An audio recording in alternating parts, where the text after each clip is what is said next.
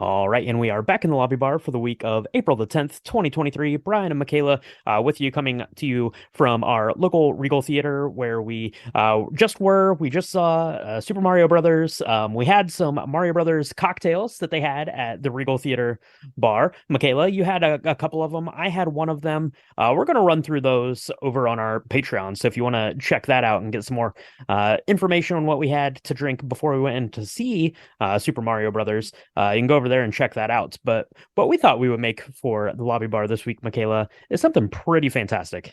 Yeah, it's not often that we can really combine like one of the best desserts on the face of the planet with Hmm alcohol. But when hmm we're given the opportunity, we go big. We don't go home.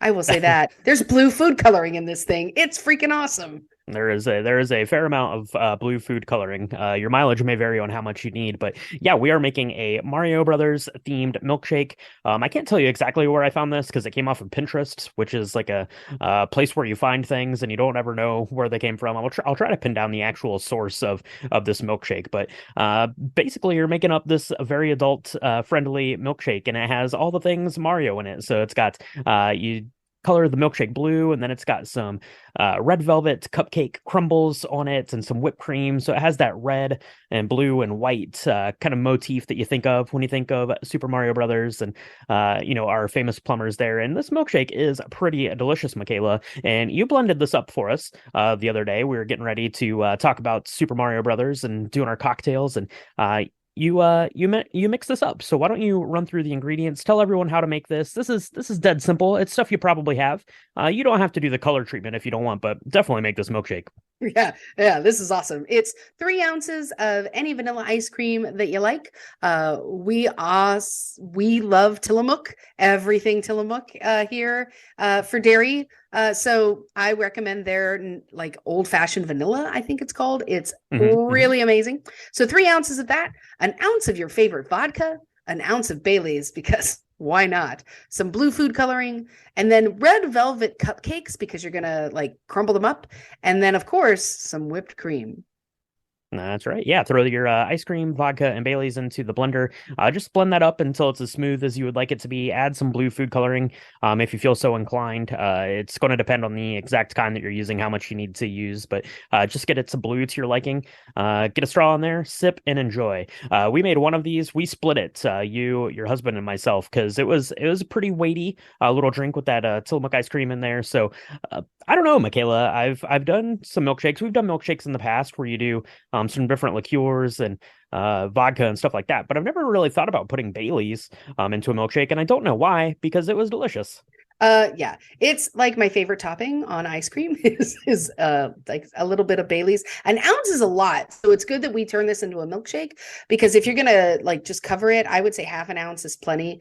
It's kind of gives you this really sweet avocado, which is my favorite dessert of all time. Mm. This is absolutely amazing. I may or may not have made a few of these in the last week because you told me Wow. about this and you were like, this is amazing. And I was like, oh, yeah, it is. And you don't need the blue food coloring. Giving it the blue food coloring and gives it this really amazing like look to it. And it's totally Mario Brothers like centered, and it's hmm hmm fantastic. But you certainly don't need that. You could do anything you wanted. You could make it pink, you could make it orange, you could make it violet, you could do anything you wanted with it to make it fun. I think that if we're going to have like an adult birthday party, this should be mm. the thing that we serve instead of regular ice cream. That's all I'm saying.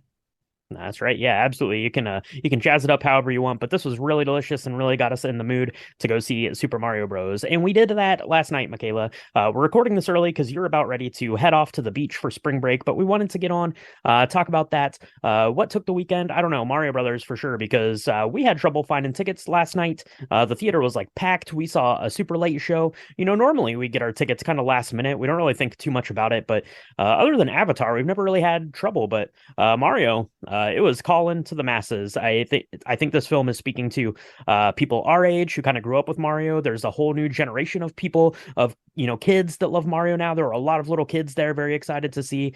I saw as we were kind of hanging out, having a pre-movie drink and stuff like that. So yeah, Mario definitely took the weekend. We're very excited to see how it does, and we're going to be talking about Super Mario Bros. On our main show on Thursday. So stay tuned for that. We've got a couple of really fun Princess Peach themed cocktail and mocktail coming for that. But it's not all Super Mario Bros. This week. We do got a couple of new things coming out, Michaela. Let me know if you've heard or are interested in either of these things. The first of which is The Pope's Exorcist, starring Russell Crowe. It's I don't know, it's something about an exorcism gone amok, kind of thing. It's the Vatican's #1 exorcist guy, Russell Crowe. Probably have an Italian accent. How could that go wrong? Well, we can just watch Thor: Love and Thunder and see how that can go wrong. Mm. I don't know. I love Russell Crowe. I am a huge fan. Okay. I don't know. We'll see. This is either going to be amazing or it's going to be laughable. I really want it to be good because I love the idea of this exorcism with and it goes all the way through the upper echelons of the Catholic Church. That stuff is really creepy to me and I really love it, but we'll just see. That's right. Yeah, we will see on that, and we'll see on the next one too. Another creepy one coming our way. It looks to be very, very violent and bloody. It is called Renfield. It is about Renfield, who's Dracula's henchman. Renfield is played by Nicholas Hoult, but more importantly, Dracula is played by Nicolas Cage. That's going to be amazing. I just saw an article today that apparently Nicolas Cage had his actual teeth filed down for this because Nicolas Cage is a crazy person, and I don't know. This could be amazing. I'm very interested to see this true. thing, Michaela. Yeah, I don't know. Yeah. I gotta look this up because I find that just insane. I mean, really? I thought this. Okay, so wow, you go and you look at it, and it looks. Wow, this is going to be very adult. But I don't know if this is actually supposed to be like a horror or is it a comedic horror because it's Nicolas Cage playing Dracula and Awkwafina's in it. I mean, I don't know, guys. I just don't know. But Nicholas Hoult, he's amazing. I mean, Nicolas Cage is awesome too. But okay, now I'm gonna look this up. Keep talking while I look up the. So the official IMDb genres are comedy, fantasy, and horror. And yeah, I think it's just going to be so completely over the top with blood and gore, and then obviously have the campiness of Nicolas Cage. I saw the preview for it when I went and saw 65 a couple weeks back, and I don't know, this looks kind of interesting. I'm kind of interested to see what Nick Cage is up to here, playing Dracula. This seems like a role in a movie that is perfect for him and all that stuff. So I don't know. Let us know if you're planning to go out and see Renfield. Let us know if you're planning to go out and see The Big Lebowski. That's turning 25 years old this year, Michaela. We talked about that back in episode 60. You can see that on some Fathom events. So showing, you'll have to check your local movie theater listings right now. Michaela's making an awesome face, which means that I'm probably sure she's learning some more about Renfield. But oh my gosh, it's totally true. I know. I don't file down his teeth. Oh my gosh. I don't make things up here, Michaela, and I'm not making this up. This is true too. Marvelous Mrs. Maisel is back April the 14th for its final season. You and I 110% excited for this. I'm so excited for the Marvelous Mrs. Maisel. It's amazing. She's amazing. It's amazing. I can't wait.